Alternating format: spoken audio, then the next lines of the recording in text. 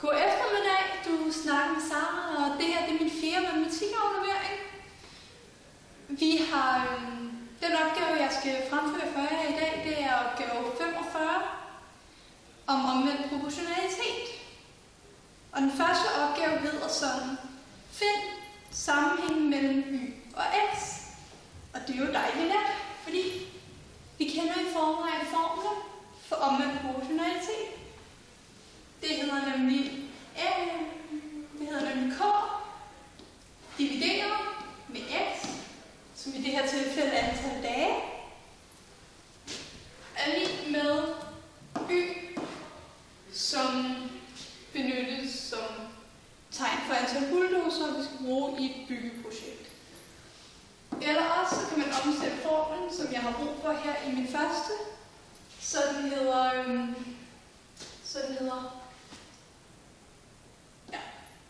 y gange med x er lig med k.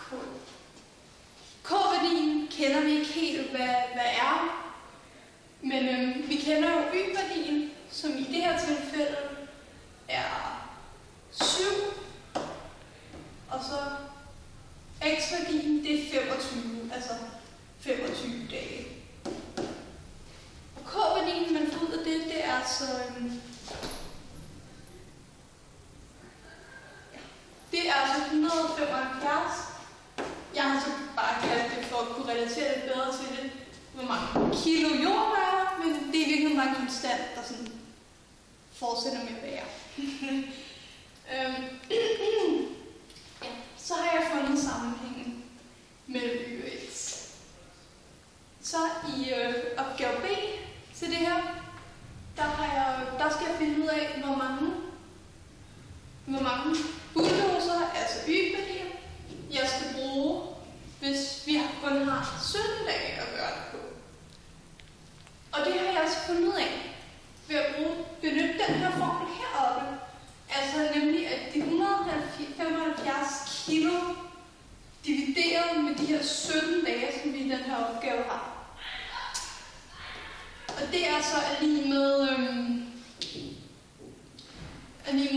cirka 10 bulldozer, eller det er i virkeligheden 10,3, men eftersom man ikke kan have cirka en halv bulldozer på banen, så bliver det altså til 10.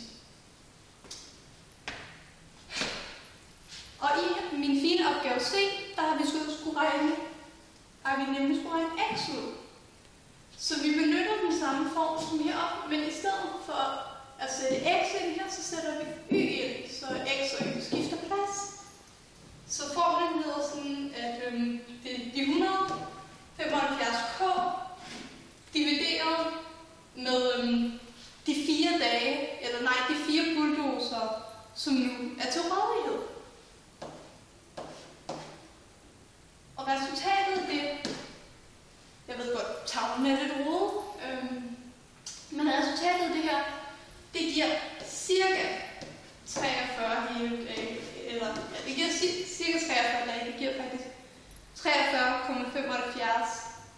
dage, men næsten 44, men stadig 43 dage. Og mange tak.